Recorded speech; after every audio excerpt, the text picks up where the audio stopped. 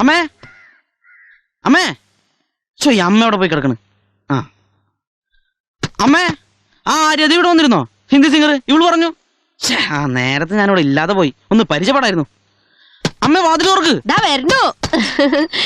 ഞാൻ ഈ സാരി ഒന്ന് എടുത്തു നോക്കുമായിരുന്നു. എങ്ങനെയുണ്ടടാ? അവര് തന്നതാ, എത്ര കൊല്ലായിട്ട് കണ്ടതാ, ഒരു ഗമയും കാണിച്ചില്ല. പോരാത്തതിന് 10,000 രൂപയും തന്നു. 10,000 രൂപ? ആ, ഇന്നത്തെ കാലത്ത് ഇത്ര നല്ല മനസ്സുള്ള ആൾക്കാരുണ്ടോന്നാ എന്റെ അതിശയം. എന്നിട്ടാ കാശോടെ? അത് ഞാൻ അലമാര വെച്ച് പൂട്ടി.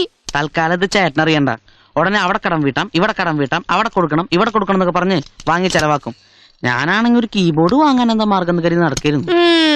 കീബോർഡ് വാങ്ങൂല, ഒരു മണ്ണാങ്കട്ടിയും വാങ്ങൂല. ഈ വീട്ടിലൊരു ഫ്രിഡ്ജ് ഉണ്ടോ? ജ്യൂസ് അടിച്ചു കുടിക്കാൻ ഒരു മിക്സി ഉണ്ടോ? പിന്നെ എന്തൊക്കെ കാര്യങ്ങള്? ഈ കാശ് ഇൻസ്റ്റാൾമെന്റുകാരുടെ കൊടുത്താ ഒക്കെ അവര് വീട്ടിൽ കൊണ്ടുവന്നിടും. പിന്നെ പോരാത്തത് മാസാമാസം സച്ചിമോൻ അടച്ചോളും. അതെ, ആദ്യം നമ്മുടെ വായടയ്ക്കാം. ഫ്രിഡ്ജ് വാങ്ങും, മിക്സി വാങ്ങും, AC വേണ്ടേ? പിന്നെ എന്തൊക്കെയാ വേണ്ടത്? പോർച്ചിലിടാൻ ഒരു ഓപ്പലാഷ ക്യാറായാലോ? ഇങ്ങനെ നാണില്ലാത്ത ഒരമ്മ, ഒരു ഉളുപ്പില്ലാതെ അവരെ സൽക്കരിച്ച് എരന്ന് കാശ് വാങ്ങിട്ട് നിൽക്കുക. ഒന്ന് പോടാ അവിടുന്ന്. എരുന്നൊന്നുമില്ല, നിർബന്ധിച്ച് തന്നതാ ആര്യാദേവി. ആരാ ഈ ആര്യദേവി? അറിഞ്ഞൂടെ അമ്മയ്ക്ക്? ഒക്കെ മറന്നോ? എന്ത്? ആൾക്കാർ ഓരോരോ കഥകൾ പറയണെന്നല്ലാതെ ഞാനിതൊന്നും വിശ്വസിച്ചിട്ടേ ഇല്ല. അവരൊരു പാവാടാ. പാവോ? ഇങ്ങനെയൊന്നും ആയിരുന്നില്ല മുമ്പ് പറഞ്ഞിരുന്നേ. കാശ് കണ്ടപ്പോഴേക്കും പ്ലേറ്റ് തിരിച്ചു വെച്ചതല്ല. ഇങ്ങടുത്തെ എന്ത്? അലമാരിയിലേക്കാണ് കാശ് എടുക്കാൻ. പറഞ്ഞിട്ടില്ല കാശ് എടുക്കാൻ.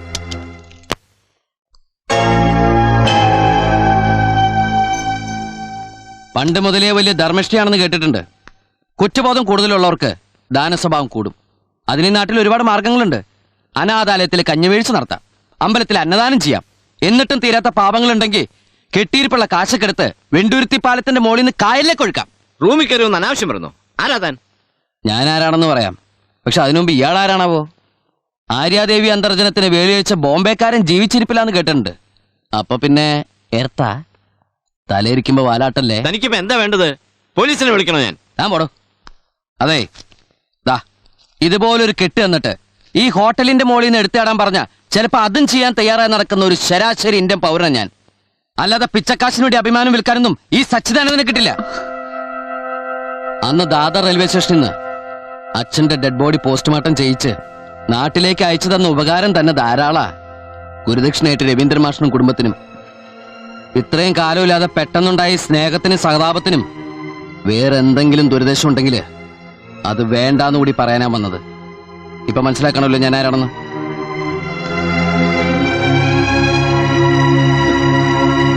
Excuse me, sir. Can you tell me the way to Ernakulam? അതിപ്പോ go this way, Yeah. that way.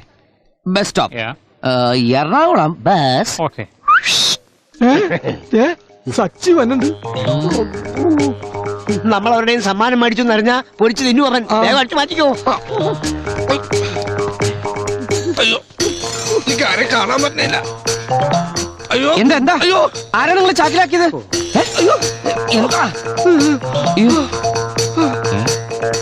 അല്ല, ഇതെന്താ വയസ്സന്മാരുടെ ഫുട്ബോൾ ടീമോ? ഒരേ മാതിരി. ആരാ ഗോളി? അതിപ്പോ പിടിക്കുന്ന ആരാണോ അയാള് ഗോളി. എന്നാ ഞാൻ ഗോളി. സത്യം പറ, ഇതെവിടെ ഒപ്പിച്ചു? രവീന്ദ്രൻ സാറിന്റെ മകൻ നന്നായി ഫുട്ബോൾ കളിക്കുമെന്ന് പറഞ്ഞ ആരുടെയെങ്കിലും കയ്യിൽ നിന്ന് അഡ്വാൻസ് മേടിച്ചാണോ യൂസുക്ക? അതിപ്പോ ആരെങ്കിലും സ്നേഹത്തോട് തന്ന വേണമെന്ന് പറയാൻ പറ്റുമോ? ഇല്ലേ? നമ്മുടെ പഴയ പാട്ടുകാരി ആര്യാദേവി മോളും വന്നിരുന്നു. അത് ശരി. ഓ, നിങ്ങളുടെയൊക്കെ പഴയ ചരക്കാണല്ലോ. അവരെ പറ്റി തോന്നിയ ദിവസം പറയരുത്. ഓ, വിശേഷണം തെറ്റിയല്ലേ? പിന്നെ എന്താണാവോ ആ മാന്യ മകളാരത്നത്തിന് വിളിക്കേണ്ടത്? അയാളുണ്ടാക്കിയ പാട്ട് പാടിയിട്ട് ആര്യാദേവിക്ക് പേരും പ്രശസ്തിയും കിട്ടിയെന്നുള്ള നേരാ. പക്ഷേ ആ കടപ്പാടിന്റെ പേരും പറഞ്ഞ് മുതലാക്കാൻ ചെന്ന ആരെങ്കിലും നിന്ന് കൊടുക്കുവോ?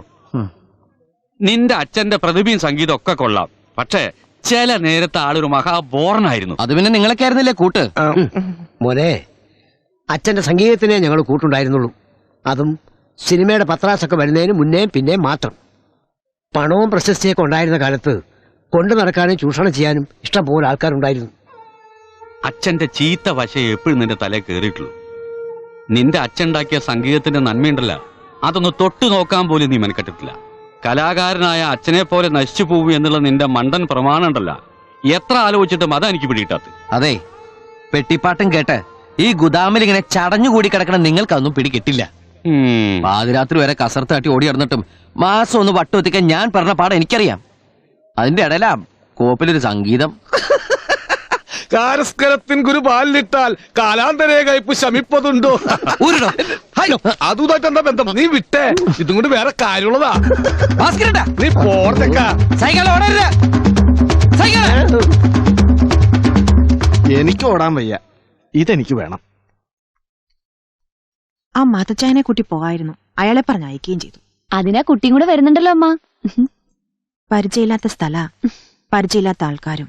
ഇവിടെ വന്നിട്ടും അമ്മയുടെ ടെൻഷൻ മാറിയിട്ടില്ല. അങ്ങനൊരു അവസ്ഥയിലായിപ്പോയില്ലേ നമ്മള്. Good evening madam. വാ, ഡ്യൂട്ടി കഴിഞ്ഞോ? ഈ ഡ്രസ്സില് യു ലുക്ക് മോർ ക്യൂട്ട്. യൂണിഫോമിലും നല്ലതാ കേട്ടോ. ജ്യൂസ് കഴിക്കുന്നോ? അയ്യോ വേണ്ട, ഗസ്റ്റിന്റെ കയ്യിൽ നിന്ന് ഒരു ട്രീറ്റും സ്വീകരിക്കരുതെന്നാ ഞങ്ങളുടെ റൂള്. അതിനിപ്പോ ഡ്യൂട്ടിയിലല്ലോ. എന്നാലും വേണ്ട. ഓക്കെ, നമുക്ക് പുറത്തുനിന്ന് കഴിക്കാം. സന്ധ്യയ്ക്ക് മുമ്പേ വീട്ടിലെത്തണായിരുന്നു. എങ്ങോട്ടാ പോണ്ടേ? അങ്ങനെയൊന്നുമില്ല, ഷോപ്പിംഗ് ഒരു പേര്. കൂട്ടത്തില് തന്റെ ഫ്രണ്ടിനെ ഒന്ന് കാണണം. ഇവിടെ ഒന്ന് ഷൈൻ ചെയ്ത് പോയില്ലേ, ആ വകയില് ചെറിയൊരു കട ഉണ്ട്. എന്താ? ഈ കുട്ടിയുടെ ഒരു കാര്യം, അത് പോട്ടെ പൂജ. ഒരു തമാശയില്ലേ അമ്മ? ഇല്ലെങ്കിൽ എനിക്കിന്ന് കിടന്ന് ഉറക്കം വരില്ല. ആ, എവിടെ പോയാലാ തന്റെ ഹീറോയിനെ ഒന്ന് കാണാൻ പറ്റുക? തനിക്കറിയായിരിക്കുമല്ലേ? കടലിൽ മുങ്ങിയ കപ്പലിൽ പോകണ പാർട്ടിയാ. നോക്കാം.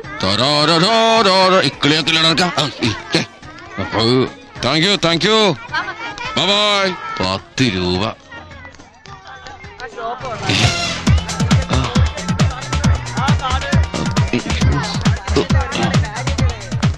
ഇവിടെ ഇപ്പൊ ആരെങ്കിലും വിളിച്ചേ?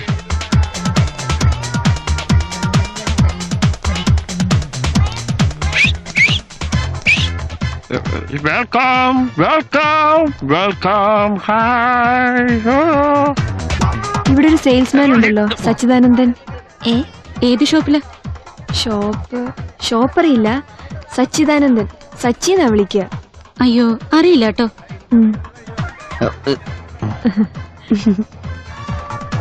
ഇവളെന്തിനാ എന്നെ അന്വേഷിക്കണത്? അത് ഈ പെണ്ണിന്റെ കൂടെ. മോളെ വയറുമ ടച്ച് ചെയ്യാണ്ട് പോണേ.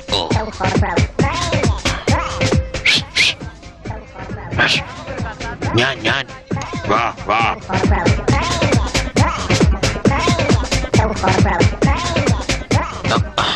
അയ്യോ, മോളിലേക്ക് പോവല്ലേ.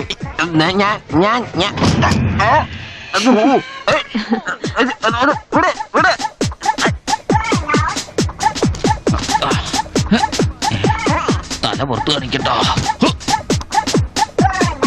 ഒന്ന് ഞെക്കിത്താരെങ്കിലും.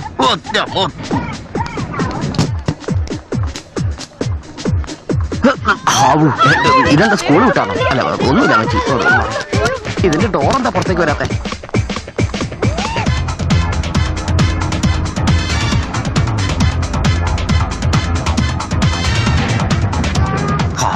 ഞാൻ വിചാരിച്ച ആകാശത്തേക്ക് പോയത്. വരുന്നുണ്ട്.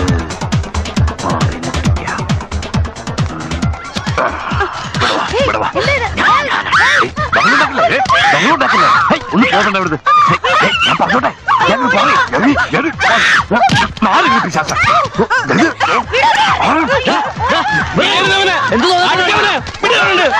ഒന്നുമില്ല. Time pass.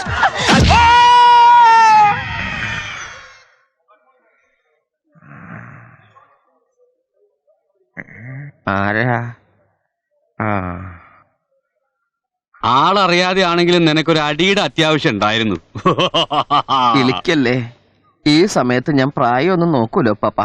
ഈ ഒരു കയ്യകലത്തിന്ന് മാറി അവിടെ എവിടെയെങ്കിലും പോയിരുന്നു. സ്ത്രീ പീഡനത്തിന് കേസെടുക്കാൻ നിന്റെ ഭാഗ്യം. അതിനെ സ്ത്രീകളെ കയറി പിടിച്ചാലേ കേസെടുക്കൂ. ഇടക്കാലാശ്വാസമായിട്ട് കിട്ടിയിരുന്ന ഒരു പണി നീ കാരണം ഇല്ലാണ്ടായി. ഇയാൾക്കപ്പ എന്റെ പേരൊന്ന് വിളിച്ചുകൂടായിരുന്നോ? ഞാൻ എത്ര പ്രാവശ്യം നിന്നെ ജെന്നി ജെന്നിന്ന് വിളിച്ചു. നീ കേട്ടത് പന്നി പന്നീന്നല്ലേ? കൈയൊക്കെ കെട്ടി വലിയ കൊമ്പത്തി ഉദ്യോഗമാണെന്നല്ലേ വീം പിടിച്ചിരുന്നത്? കൈയൊക്കെ ഉണ്ടായിരുന്നല്ലോ ബാക്കില്, നീ കണ്ടില്ലേ?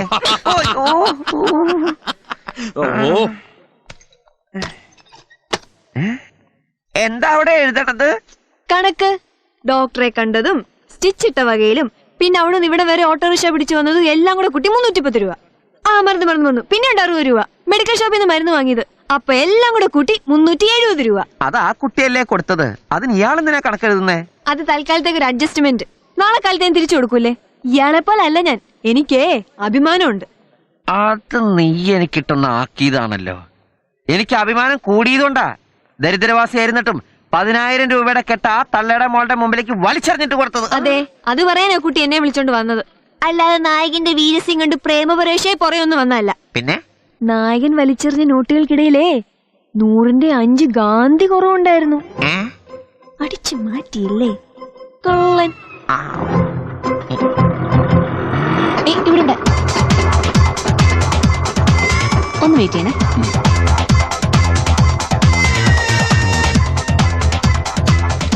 ഹോട്ടലിൽ എത്താറായപ്പോഴൊരു കാര്യം ഓർമ്മ വന്നത്. അതാ ഓട്ടത്തിന് തിരിച്ചു വന്നേ. നമസ്കാരം സേട്ടു പാപ്പ. ഇന്നലെ ഇവിടെ വന്നു പോയപ്പോ അമ്മ പറഞ്ഞു സേട്ടു പാപ്പന്റെ കയ്യില് പഴയ റെക്കോർഡ്സിന്റെ നിറയെ കളക്ഷൻസ് ഉണ്ടെന്ന്. എവിടെ ഒന്ന് കാണാൻ പറ്റുമോ? ഓ അതിനെന്താ, ഒരുപാട് ഉണ്ടായിരുന്നാണ് കേട്ടാ. ഒക്കെ ഓരോരുത്തർ കൊണ്ടുപോയി അങ്ങനെ ഇങ്ങനെയൊക്കെ പോയി.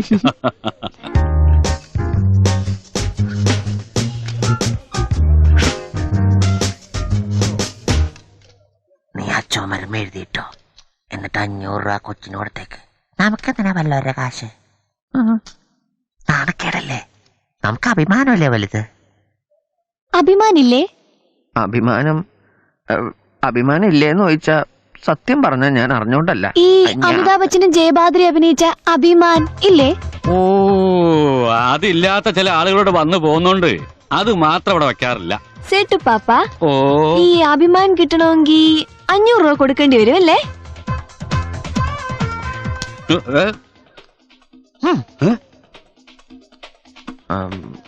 500 രൂപ എടുത്തേ.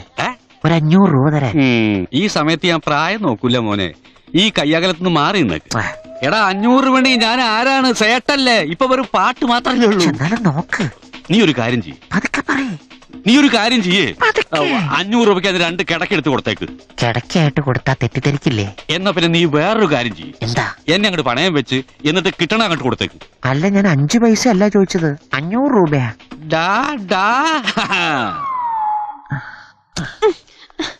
ആ പെൺകൊച്ചിന്റെ മുമ്പിൽ ചെന്ന് നാറ്റിക്കരുത്. എന്റെ അഭിമാനം. അഭിമാൻ നേരത്തെ ഇവിടെ ഉണ്ടായിരുന്നോ? നേരത്തെ ഉണ്ടായിരുന്നു. കുറച്ചു നേരം മുമ്പാ വിറ്റത്. എന്നെ പറ്റി എന്താ വിചാരിച്ച്? വെറുതെ ഇരിക്കുന്ന അമിതാഭ് ബച്ചനെ ജയബാദുരൊന്നും ഇതിൽ പിടിച്ച് വലിച്ചെടുക്കേണ്ട കാര്യമൊന്നുമില്ല. അങ്ങനെ ഇതിൽ പൊക്കോണ്ടെന്ന് വിചാരിച്ചു ഞാനെന്താ അങ്ങനെ കണ്ട പേടിക്കുന്നു വിചാരിച്ചോ? ഞാൻ കണ്ടിട്ടുണ്ട് അമിതാഭ് ബച്ചന്റെ സിനിമയൊക്കെ. എനിക്കങ്ങനെ നന്നായിട്ട് അറിയാം. അല്ല പിന്നെ എല്ലാവരോടും കുറെ നേരമായി അഭിമാൻ അഭിമാൻ അഭിമാൻ. 500 രൂപ തന്നിട്ടാണെങ്കിൽ ഞാൻ കൂലിപ്പണി എടുക്കും. അല്ല, കൂലിപ്പണി എടുത്തിട്ടാണെങ്കിൽ 500 രൂപ തിരിച്ചു തരും. നിനക്ക് ഞാൻ വച്ചണ്ടാ യൂട്യൂബ് ബ്രൂട്ടസി. കൊറേ നേരമായി നിക്കണ്. കൊറേ നേരം ഓടണോ? എന്റെ വഴി ഇങ്ങടാ. ചേട്ടാ, ഒന്ന് ആശുപത്രി വരെ കൊണ്ടുപോ. മൂക്കിന്റെ ബ്രിഡ്ജ് പോയി. ഒന്ന് വേഗം എടുക്കട്ടാ. സ്റ്റിച്ച് പൊട്ടി. പോ.